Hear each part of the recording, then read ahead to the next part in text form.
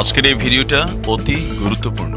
দেখা মাত্র প্রত্যেকটা বাংলাদেশী নাগরিক এটা ভিডিওটা শেয়ার করে দিবেন, কারণ আমি যে তথ্যগুলো দিচ্ছি। ক্যালকাটা ডায়ালগস থেকে মনোজ দাসের প্রীতি ও শুভেচ্ছা নিয়ে গত শনিবার রাতে বাংলাদেশের প্রধান উপদেষ্টার বাসভবনে সেখানে বসে উপদেষ্টা পরিষদের বৈঠক, যেখানে আওয়ামী লীগের কাজকর্মের ওপর নিষেধাজ্ঞা লাগানো হয়।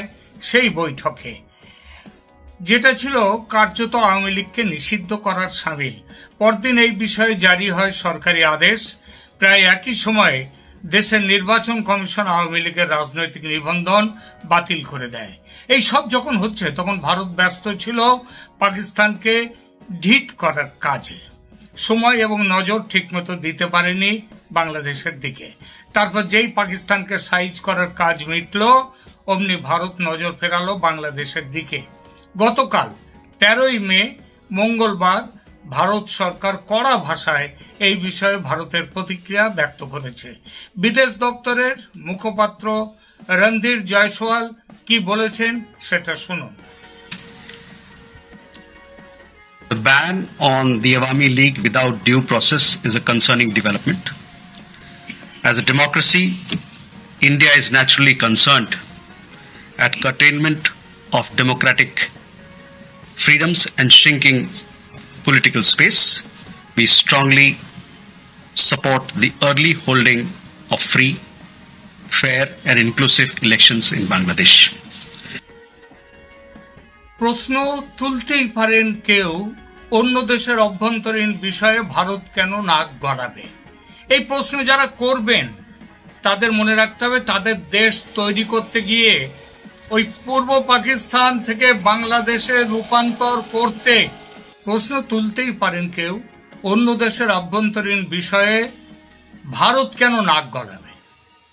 ভারত কেন নাক গলাবে? এই প্রশ্ন যারা করবেন তাদের মনে রাখতে হবে, তাদের দেশ তৈরি করতে গিয়ে অর্থাৎ পূর্ব পাকিস্তান থেকে বাংলাদেশের রূপান্তর, সেই রূপান্তরের পেছনে ভারত যে ত্যাগ করেছে, সেই ত্যাগের অধিকারে ভারতের শুধু নাক নয়, মুখ, চোখ, এমনকি সারা শরীর গলাবার অধিকার আছে ভারতের। সারা শরীর। বাংলাদেশের স্বাধীনতা বিরোধী শক্তি যারা আজ ক্ষমতা দখল করে আছে, তারা তো মুছে দিতে চান ৭১কে। আর সেই সঙ্গে ভারতের অবদান কি, সেই নিমক হারামদের মনে করিয়ে দিই একটা কথা। আর্থিকভাবে লক্ষ লক্ষ শরণার্থীর আগমন এবং যুদ্ধ, এবং সেই যুদ্ধ নিয়ে ভারতীয় অর্থনীতির ওপর একটা বিরাট ভারী বোঝা চেপে বসেছিল সেই ৭১, যার ফলে সম্পদ পুনর্বন্টনের প্রয়োজন হয়েছিল এবং দেশের যে চতুর্থ 5-year প্ল্যান, পঞ্চবার্ষিক পরিকল্পনা, সেই পরিকল্পনায় চাপ পড়েছিল। বন্ধ করে দিতে হয়েছিল বহু পরিকল্পনার বহু অংশ। সামরিকভাবেও ভারত একটি চূড়ান্ত বিজয় অর্জন করলেও ভারতীয় সেনাবাহিনীর ৩,৫০০ সেনা প্রাণ দিয়েছিলেন বাংলাদেশকে স্বাধীন করার লড়াইয়ে। আহত হয়েছিলেন কয়েক হাজার। সামরিক সম্পদের ক্ষতি তৎকালীন সময়ে সামরিক সম্পদের ক্ষতি কয়েকশো কোটি, আর্থিক ক্ষতি সেই আমলে প্রায় ১০,০০০ কোটি রুপি। সুতরাং ভারতের অধিকার আছে নাক গলাবার। শুধু নাক নয়, ওই যে বললাম, নাক, চোখ, মুখ, কান, এমনকি পুরো শরীর নিয়ে বাংলাদেশের ব্যাপারে গলাবার অধিকার, তাদের সেখানে হাত দেওয়ার অধিকার আছে ভারতের। আবার শুধু শরীরটা নিয়েই যে যাবে ভারত তা নয়, নিজেকে বাঁচাতে এবং বাংলাদেশের সাধারণ মানুষকে বাঁচাতে খালি হাতে নয়, ভারত যাবে অস্ত্র হাতে। হ্যাঁ, অস্ত্র হাতে নিয়ে যাবে, সেই অধিকার ভারতের আছে। আর ৩ দিনে শুয়ে পড়েছে গুরু পাকিস্তান, আর চেলা বাংলাদেশ কদিনে শুয়ে পড়বে? দিন লাগবে না, কয়েক ঘন্টাই যথেষ্ট। ট্রাম্প সাহেবের মর্জির ওপর বাংলাদেশকে ছেড়ে দিয়ে বাংলাদেশের বুকে মার্কিন সেনাঘাঁটি করবার প্রস্তাব মেনে নিয়ে যে বাংলাদেশিরা ইউনূসের নেতৃত্বে ভাবছেন, তাদের দলবলরা ভাবছেন যে আমেরিকা বুঝে রক্ষা করবে তাদের, মেড়া লড়ে খুঁটির জোরে। আমেরিকা কিন্তু কোনো কালেই শক্ত খুঁটি নয়, নড়বড়ে খুঁটি। আমেরিকার উপর ভর করে কেউ কোনো কালে বাঁচেনি, বরং মরেছে আরো বেশি করে। অর্থনীতি, রণনীতি, প্রভাব প্রতিপত্তি কোনো বিচারে আমেরিকা এখন অন্য দেশকে চাবুক মারার জায়গায় নেই, এটা মনে রাখবেন। আর ভারতকে তো নয়, ভারতের বড় শক্তি তার বিশাল জনসম্পদ, তার মজবুত গণতন্ত্র, তার শক্তিশালী আর্থিক কাঠামো, তার শক্তিশালী রাজনৈতিক নেতৃত্ব। ভোটে জেতার জন্য ট্রাম্প অনেক রাজনৈতিক ছল চাতুরির আশ্রয় নিয়েছেন। আজ বোঝা যাচ্ছে এইসব চাতুরির অন্যতম হচ্ছে মাই ফ্রেন্ড মোদি, এই কথা বলা। আসলে রাজনীতিতে বন্ধু বলে কিছু হয় না, রাজনীতি হলো স্বার্থের খেলা। নরেন্দ্র মোদি ঝানু রাজনীতিবিদ, তিনি এই খেলা যে বোঝেন না তা নয়, তবে ওই যে স্বাভাবিক সৌজন্যের জন্য তিনি এতদিন অপেক্ষা করেছেন। তারপর সৌজন্যের সেই গণ্ডি পেরোতেই মোদি অন্য রূপ নিয়েছেন। ভারত পাকিস্তানের যুদ্ধবিরতি নিয়ে ট্রাম্প সাহেব খুব ক্রেডিট নেওয়া শুরু করেছেন। তিনি বলতে শুরু করেছেন তার মধ্যস্থতায় নাকি ভারত পাকিস্তানের এই সমঝোতা হয়েছে। তিনি এটাও বলেছেন যে বাণিজ্য নীতি নিয়ে, ওই ট্যারিফ নিয়ে, শুল্ক নীতি নিয়ে চাপ দিয়ে তিনি ভারতকে মেনে নিতে বাধ্য করেছেন। প্রকারান্তরে এই কথাই বলেছেন তিনি, যে ভারত শুল্ক নীতির চাপে বাণিজ্য করবার সেই জন্যেই তিনি ভারত নাকি তার এই কথাগুলো মেনে নিতে বাধ্য হয়েছে। তাহলে শুল্ক নীতিতে হ্যাঁ, ভারত আমেরিকার সব থেকে বড় ট্রেডিং পার্টনার 2024-25-এ সবচেয়ে বড় ট্রেডিং পার্টনার। তাদের টোটাল যে ট্রেড হয়েছে $129.2 বিলিয়ন। ভারতীয়রা এক্সপোর্ট করেছে আমেরিকায় 11.6% বেড়েছে, সেই এক্সপোর্ট বেড়ে কত হয়েছে? $86.51 বিলিয়ন। আবার ইম্পোর্ট, আবার আমেরিকার থেকে ইম্পোর্টটাও কিন্তু বেড়েছে 7.44%, $45.33 বিলিয়ন। তার মানে ভারতের লাভের অংশ হচ্ছে 41, মানে যেটাকে আমরা বলি ট্রেড সারপ্লাস, সেই সারপ্লাসটা হচ্ছে $41.18 বিলিয়ন।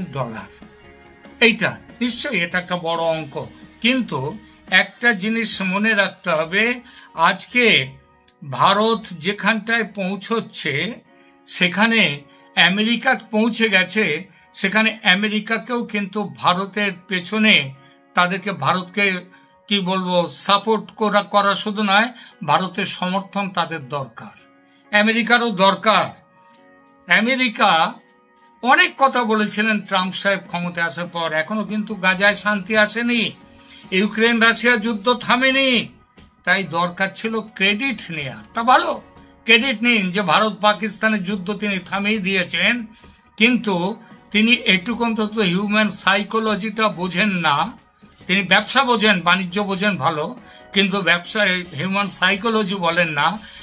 যে কথা তিনি বলেছেন ভারতের ব্যাপারে, যে শুল্ক নীতির চাপ দিয়ে তিনি ভারতকে বাধ্য করেছেন এটা মেনে নিতে, এটা কি ভারতের মানুষের কিংবা ভারতের নেতৃত্বের ভালো লাগার কথা?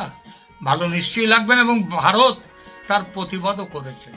একটা জিনিস বলে দিই, ট্রাম্প যদি ভেবে থাকেন মোদি মাই ফ্রেন্ড বলে একের পর এক মিথ্যে কথা বলে যাবেন, এবং যে কথা বলবেন তার উল্টো কাজ করবেন, যেমন বাংলাদেশে করেছেন, যে I will leave Bangladesh for PM Modi, তারপর তিনি বাংলাদেশে যা শুরু করে দিয়েছেন, আমেরিকার ঘাঁটি সেখানে বসানোর ব্যাপারগুলো, সেগুলো তিনি করে নিয়েছেন। আর ইউনূস ভাবছেন যে ইউনূস এইরকমভাবে তাকে আমেরিকার একের পর এক প্রপোজাল মেনে নিয়ে চললে আমেরিকা তাকে বাঁচিয়ে যাবে, সেটা ভেবেছেন তো ইউনূস।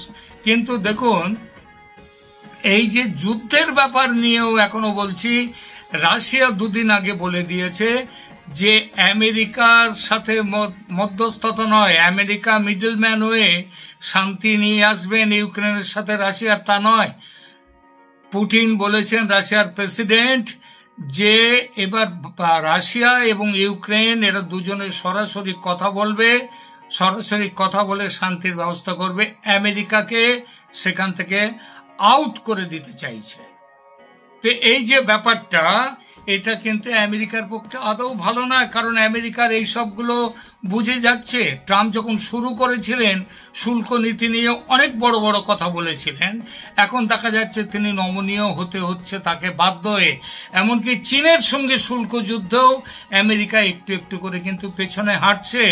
এবং যদি মনে থাকেন, ভারতকে চাপ দিয়ে আর একটু ললিপপ দেখিয়ে তিনি ভারতের সাথে এই ধরনের উল্টোপাল্টা কথা বলবেন, ভারতের স্বাভিমানে আঘাত দেবেন, ভারত কিন্তু তা মানবে না। এটা ট্রাম্প সাহেবকে মনে রাখতে হবে। আর আমেরিকার বিরুদ্ধে যদি ভারত যায়, আমেরিকার বিরুদ্ধে যদি ভারত যায়, তাহলে ট্রাম্পের অবস্থা কি হবে সেটাও কিন্তু মনে রাখতে হবে। সুতরাং ভারতের যেমন আমেরিকাকে দরকার, আমেরিকার দরকারও কিন্তু ভারতকে তার থেকে বেশি, কারণ ভারতের জনসম্পদ 140 কোটির দেশ ভারত। এই জনসম্পদকে তিনি উপেক্ষা করতে পারবেন না, কোনো ব্যবসাদারই উপেক্ষা করতে পারবে না। সুতরাং এবার ভারতের উল্টো চাপ দেওয়ার পালা। গতকাল সোমবার আমেরিকার বিরুদ্ধে ওয়ার্ল্ড যে ট্রেড অর্গানাইজেশন WTO, সেখানে গেছে ভারত। সেখানে তার বিরুদ্ধে, আমেরিকার বিরুদ্ধে, সেখানে গতকাল সেখানে আবেদন জমা করেছে। সুতরাং বলাই যায় যে ডোনাল্ড ট্রাম্প তিনি বড্ড নিজেকে তালেবর ভাবছেন, নিজেকে দুনিয়ার বাদশাহ ভাবছেন। এমনটা ভাব যেন তিনি যেভাবে চালাতে চাইবেন তেমন ভাবে চলতে হবে ভারতকেও, পৃথিবীকে চলতে হবে।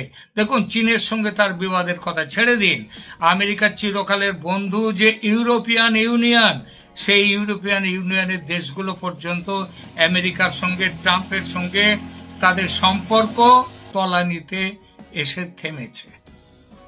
এতদিন ভারতের সঙ্গে বিশেষ করে ভালো ব্যবহার করার আড়ালে ট্রাম্প কিন্তু পিছন থেকে ভারতের শত্রুতাই করে গেছেন। বহু ব্যাপারে ভেবেছেন মাই ফ্রেন্ড মোদি বললে মোদি একেবারে চমৎকৃত হয়ে ট্রাম্পের সব কাজ মেনে নেবেন। কিন্তু ভারত পাকিস্তান যুদ্ধের ব্যাপারে মধ্যস্থতা নিয়ে ট্রাম্প যেভাবে নিজেকে ফুলিয়ে ফাঁপিয়ে দেখিয়ে নিজেকে বাড়াবার চেষ্টা করেছেন, ভারত কিন্তু পরিষ্কারভাবে তাকে অস্বীকার করেছে। সুতরাং ট্রাম্পের সাথে যদি কেউ মনে করে থাকে ট্রাম্পের জোরে তারা আজকে যে আওয়ামী লীগকে নিষিদ্ধ করেছে বাংলাদেশে, সেটাও কিন্তু ওই ট্রাম্পের জোরে। আমরা জানি, বুঝতে পারি কোত্থেকে হঠাৎ ইউনূসের এই জোর হলো। এবং আরো বড় কথা, ইউনূস এবার ভাবছে ওখান থেকে রাষ্ট্রপতিকে সরাবে, কারণ নতুন বলিয়ান হয়েছে, আমেরিকার বলিয়ান হয়েছে। কিন্তু শুনে রাখুন, ভারত কিন্তু এটা মানবে না, এবং ভারত যেটা করবার সেটা করবার জন্য তৈরি আছে, প্রস্তুত আছে। আমেরিকা কদিনে মিয়ানমারে কি হবে, মিয়ানমারের সাথে, সেটা তো পরবর্তী ব্যাপার। মিয়ানমারের যুদ্ধে কি হবে না হবে আমরা সেখানে যেতে চাইছি না, ভারত সেখানে নাকি গলাচ্ছে না। কিন্তু বাংলাদেশ মনে রাখলে ভালো হবে, যা খুশি করে ইউনূস পার পেয়ে যাবেন সেটা কিন্তু চলবে না। ভারত নজর রেখেছে এবং যে প্রতিষেধক যে ব্যবস্থা ভারত শিগগিরই নেবে, এটা মনে রাখবে।